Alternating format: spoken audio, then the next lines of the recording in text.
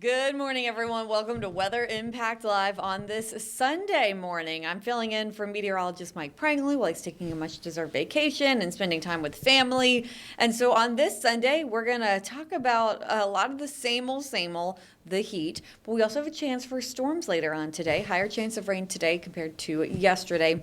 And we're going to do what I like to do, and meteorologist Robert Spetta likes to do, and take a look at some videos later on in the upcoming stream with reports from across the world when it comes to different weather activities going on.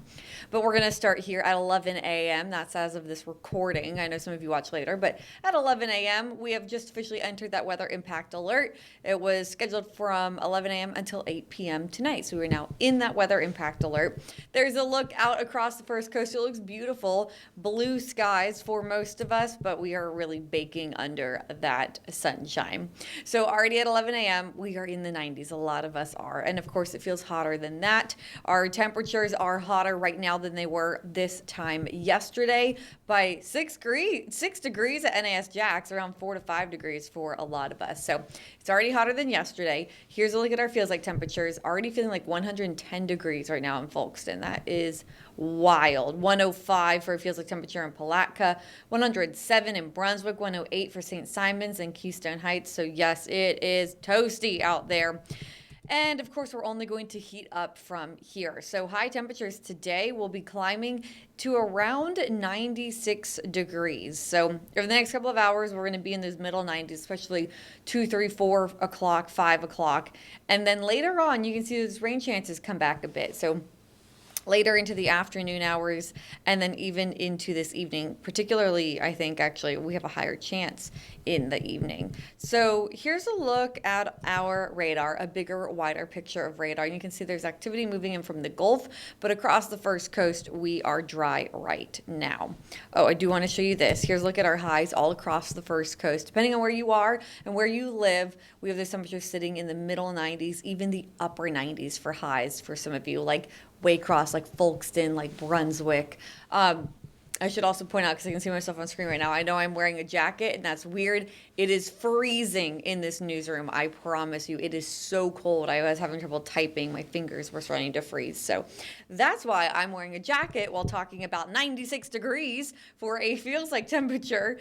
And we are all under a heat advisory. Every single one of us. That also started at 11 a.m. It lines up with the weather impact alert.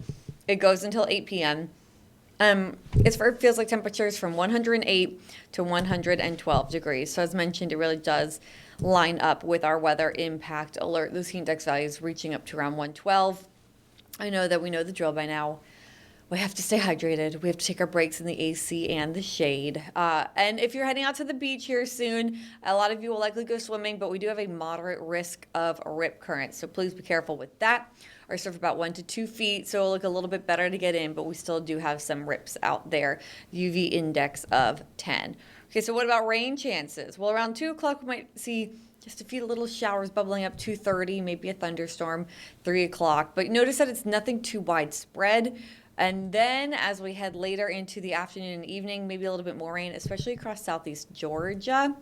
But overall, rain chances staying on the lower end. So just some isolated to widely scattered showers and storms today. So we'll keep an eye on that for the jumbo shrimp game. But most of us good to go. So if you're heading out to the jumbo shrimp, it's really more about the heat. 5:05 is the first pitch. Temperatures will be around 94 degrees and then dropping through the 90s down into the 80s, but those heat index values well into the 90s still.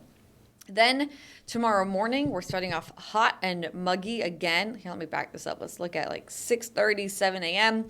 You can see we're in the 70s to low 80s, very similar to this morning. We head into the afternoon hours and we'll start to see some development of showers and storms yet again. And those temperatures soar through the 90s. So Monday, we're going with a high of 97. Feeling like 108 to maybe up to 113, so like a degree or two hotter than today. And we'll have a 40% chance of showers and thunderstorms on our Monday. So these high temperatures are staying a lot hotter than normal. Usually we are around 91 degrees for our high temperature this time of year, and you can see we're well above that. Are we record breaking? We'll be close to it for a couple of days. Today our record high is 97, so I do think we'll get very close to that record, so we'll have to keep a close eye on that. Now, Monday, likely a couple of degrees removed from that. Well, we hope 99. Whew, brutal. But Tuesday, we're forecasting to tie that record high at 98 degrees. Then on Wednesday, we start to lose the how close we are to those records. I mean, thank goodness we want the temperatures to drop. But the high that we're going with is 96. The record's 99. Thursday, we're even further away from it. 101 is the record. We're 95. So why are those temperatures starting to drop some? Rain chances will increase a little bit more cloud cover, a little bit more rain. So each and every day, we will have the potential for scattered showers and thunderstorms. But they're going to be a little bit more isolated to widely scattered today, Monday, and Tuesday. And then by Wednesday, a few more of us seeing those showers and storms. When we say 60%, that's the coverage. So across all the first coast, about 60% of us seeing rain starting on Wednesday, 40% today, Monday, and Tuesday. Friday, we have the first local home preseason game with the Jags. They're taking on the Panthers at the Bank. And the forecast really doesn't look too bad right now. I know it looks like there could be rain around. I know it looks hot too. I mean, it's just more of a typical like summer-like day. So highs around 94. Of course, the game's in the evening. And so we'll be dropping out of the 90s into the 80s, but still feeling like the 90s likely around first kickoff.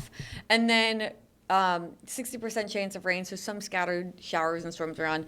Those rain chances, of course, diminish around sunset. But let's look at your 7-day forecast. You can see the main story is the heat. Highs staying hotter than normal over the next 7 days. Again, usually our highs around 91, and we're staying above that each and every day here on the 7-day forecast. Our low is usually around 74, and we're also staying above that. Our morning lows staying in the upper 70s and then going into the middle 70s, but still it's a lot warmer, toastier than normal. Usually for this month, we see temperatures drop back. So we start off at the beginning of August with a high around 92, but by the end, we're around 89. That is, we're hoping to see these temperatures drop here soon, and by the end be in the upper 80s, but nowhere to be found here over the next 7 days when it comes to our temperatures in the middle 90s, even upper 90s. Yes, Tuesday maybe a town or two hitting the triple digits, hitting 100 degrees when it comes to our official high temperature that we will keep a close eye on. So as for the rain, again, nothing too widespread. We still need the rain. We are still under drought-like conditions, especially for places like Keystone Heights. So you can see that dark red.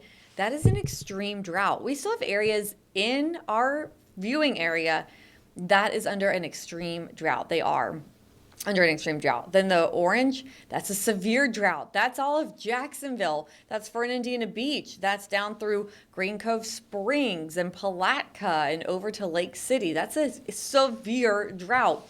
And then the sandy color for everyone else is a moderate drought. So we are all still definitely in drought conditions. We need the rain. So when we take a look at this dashboard, if you look at the bottom, it says rain. Yesterday, no rain at the airport. This month, we have had 2.24 inches of rain, and that is actually a little bit above for the month by almost an inch of rain. Yay, we'll take it. But still for the year, we are behind by about 4.75 inches of rain. So we are still looking to add rain. Well, you know something that would add rain, but we don't necessarily want it, would be the tropics. We are going to get a check on the tropics here coming up, but first we're going to go take a quick break, and I'll be right back breaking down the tropics in the Atlantic and in the Pacific, keeping an eye on Hawaii. So stay with us. We'll be right back.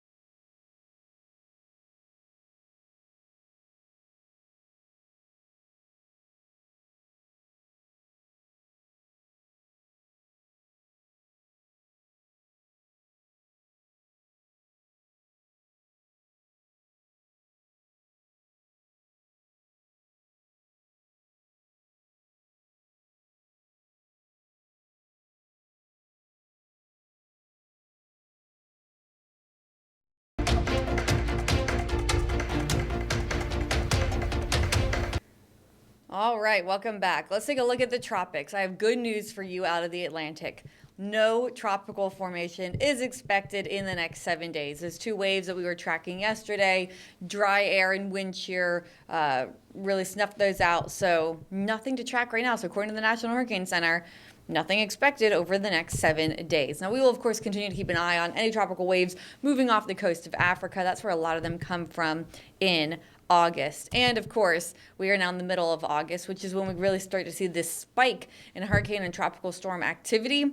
And that will continue all the way till September 10th, which is the peak of hurricane season. But over in the Pacific, it is active. 2 areas of possible tropical formation, both at that medium chance, and then we also have Lala. So now a tropical storm. Lala was a hurricane earlier this morning and yesterday, last night. But now a tropical storm, now just south of Honolulu, it looks like. But Lala has winds of 70 miles an hour, so it is a very strong tropical storm. You need winds of 74 to be a hurricane. Lala is bringing damaging winds on the Big Island. It's bringing heavy rain and a risk of mudslides to the Big Island and Maui, and it's also bringing a risk of big waves that could cause some beach erosion. So we do have some video out of Hawaii I want to show you. Let's take a look at some of this, which was taken last night. So Big Island getting a lot of those impacts last night, which was their Saturday. Now it is overnight hours for them into early Sunday morning because they are behind us. But some areas have, again, been dealing with that heavy rain, the risk of mudslides. Some are feeling those strong winds, and some are seeing some very large waves. In fact, I just saw this alert pop up on Twitter or X from NHC Storm Surge that says large and dangerous waves will persist from Lala across portions of the Hawaiian Islands. Surf is building along the east-facing shores and will increase along exposed southern shores. This heavy surf may cause some localized coastal flooding and significant beach erosion. So we actually have an NBC reporter over there, and they talked to someone from Jacksonville, Florida. So a resident that's vacationing in Hawaii, and this is what she said about the wind. This is actually the most wind that I've ever felt. I've been through quite a few hurricanes. The worst years was in 2004 in Florida, and I live in Jacksonville, so we do get a lot. We actually get kind of missed a lot from a direct hit, but we are very close, and we do experience a lot of winds. But this is probably the strongest wind that I've experienced myself. And I find that very interesting. I know some of us here who've covered hurricanes, of course, felt some stronger wind here locally before, but we haven't actually experienced hurricanes directly since the 60s here. So I'm glad that none of us know what it's like to have that direct impact. Hawaii doesn't either. It stayed off the island there. But obviously you can see very windy. She said the windiest she's felt, at least, compared to the systems that we've had here in more recent years. But NBC has Morgan Chesky stationed in Hawaii, and he's bringing us an update today. Again, it's nighttime there, but it's leading into Sunday morning. So let's take a listen to what he has to say. Yeah, here in Hilo and across the Big Island, there are going to be tens of thousands of people that currently are without power and fighting to stay dry after nearly nonstop rain from when Lala struck. This storm turned hurricane didn't make a direct hit on us here in Hilo, but it certainly caused multiple issues and now poses a threat to the entire Hawaiian Island chain with dangerous conditions that could grow even worse. Overnight, the governor of Hawaii confirming this storm turned deadly, saying that there was a fatal car accident on the southernmost tip of the island, where Lala came the closest as it sideswiped this island before setting its sights on Maui and then Oahu. At some points, at some places here, they have seen upwards of a foot of rain, approaching 20 inches of rain, and that number could go even higher as the outer bands of Lala continue to make its way across this area. Flash flooding remains an incredible threat here. We've seen rivers that turned into raging torrents, and we know that many areas were under flash flood warnings, and that could continue in the hours ahead. There are multiple places here on the Big Island where people were trapped as a result of fast-moving waters swallowing up entire roads, covering highways in some places, and high winds toppling down trees, blocking access to other neighborhoods. As it stands right now, the threat going forward is where Lala is heading next. Its path appears to be headed due west, but it does promise incredibly heavy rain on the island of Maui and then Oahu all day Sunday and potentially into the early hours on Monday. We'll send it back to you. All right, thank you. You know, another big weather story we've been following is the flooding out of central Indiana. It's historic flooding. At least 6 people have died. There have been evacuations, rescues, and strained emergency services. So NBC also has a reporter there. Maggie Vespa gives us this report. Hey there, from the north side of Indianapolis, where you can see these neighborhoods are still flooded. You can see that blue truck there, that car with its trunk open, totally submerged. There are a bunch of homes back there that are flooded. People there have lost everything. State officials say at least 6 people have been killed in floods and storms this week statewide, and the devastation is widespread. We were here yesterday and we saw several rescues, both by first responders and volunteers in their own boats, just neighbors helping neighbors, multiple cars and homes totally submerged. We also saw multiple heavy downpours and lightning strikes yesterday. This area was already flooded, and that obviously didn't help. The mayor of Indianapolis declaring a disaster emergency, telling people in affected neighborhoods to get out now. Among the 6 people killed in the state of Indiana, Matthew Morey. Authorities now confirming they found the 19-year-old's body in the Mississinawa River days after he and 3 friends jumped off a bridge into the water. Authorities believe underestimating the current there amid all of this flooding. Now back out here in Indianapolis overnight, authorities evacuated an apartment complex not too far from this neighborhood after part of a roadway was washed away in the floodwaters. They're warning of imminent structure failure there, so they got those people out. Just further proof that even as this water recedes, recovery from this historic flood event will take time. Back to you. All right, I hate to see all the destruction, devastation, and deaths from these weather systems. We have to take a quick break, but we'll be right back after this.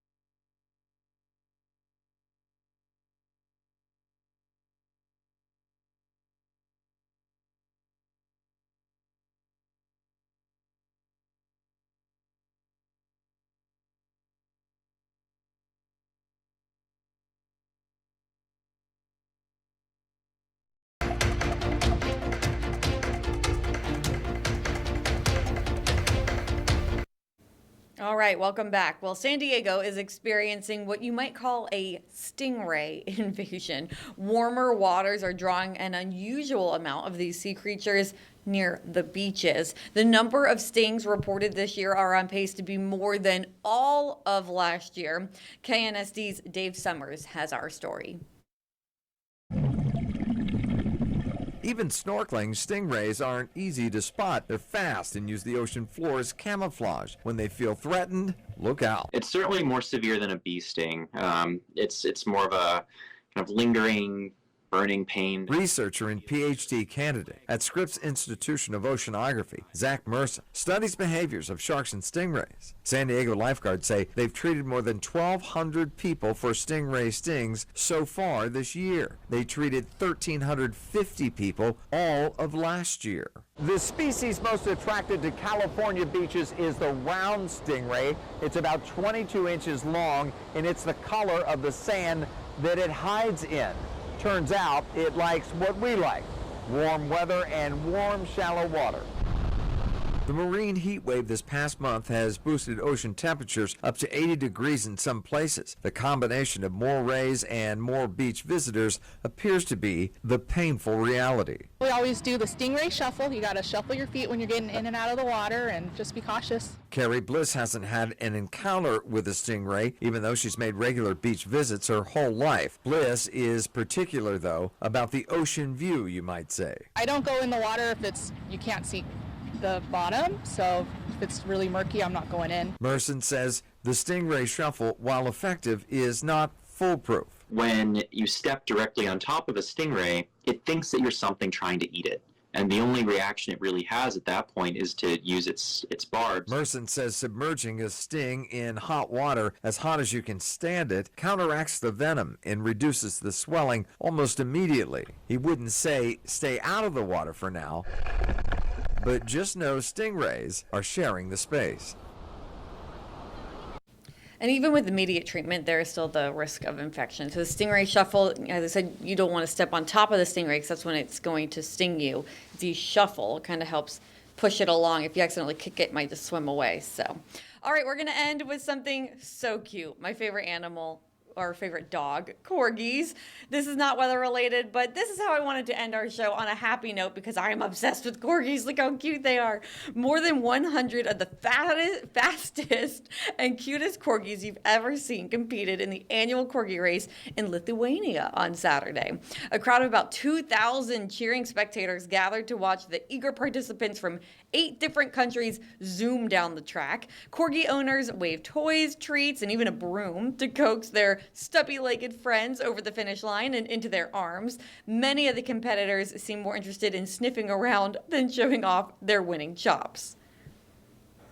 Well, they are one of the slowest dogs in the world, so I guess that has something to do with it. So a Corgi race is an oxymoron in itself, so that's why. It's just great fun. It's all laughs, and we don't want them to race, we don't want them to compete, we just want them to have fun. But, you know, if we can have also like a story behind it, then why not? All right, so Corgis are best known for their distinctive long bodies with short legs, and for being the favorite dogs of the late Queen Elizabeth II.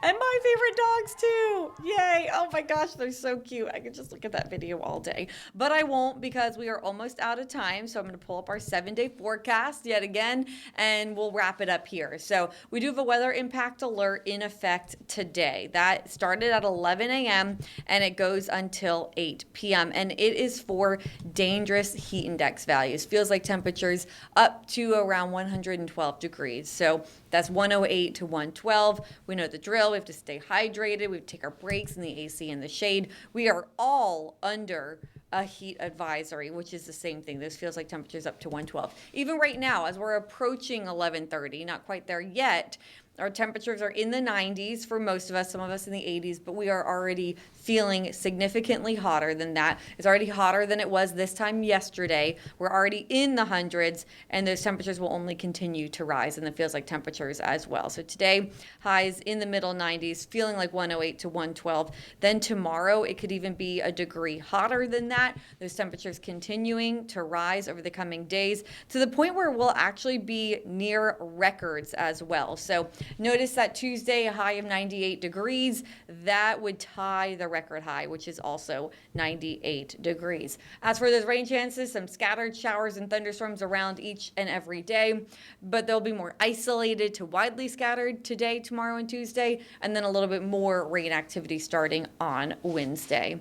Thank you so much, everyone, for joining me for this Weather Impact Live on this Sunday edition. I've enjoyed filling in for meteorologist Mike Prangley and spending this Sunday morning with you, or afternoon if you're watching it on delay. Thank you so much for watching. And meteorologist Robert Speta will be in on this Sunday night, keeping track of all the thunderstorms and all the heat that is on the way. We'll see you around.